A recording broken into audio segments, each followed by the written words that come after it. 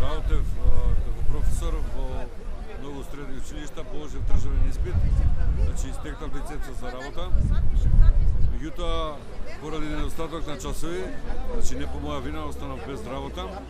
И како последица на тоа 8 години не можев да најдам работа. И сите долгови што ги имам кон извршителите настана во тој период кога нема работа. Затоа сакам да се отпишат долговите, бидејќи државата не си ја одиграва својата социјална улога како по устав и припаѓа.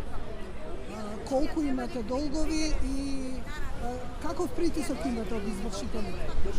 Па долговите бев професор и тие картички што имав, така нешто заостанав кредит.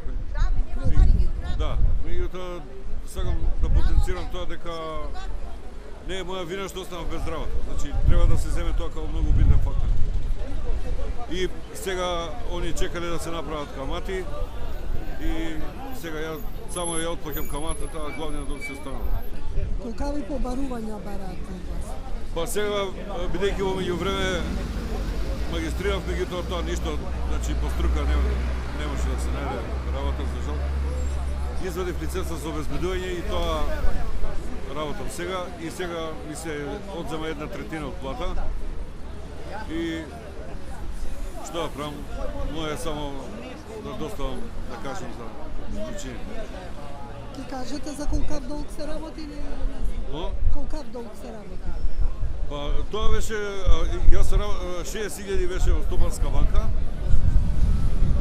Меѓутоа, бидејќи добро работев со картицата, самата банка ми даде уште 15.000, значи студент спет.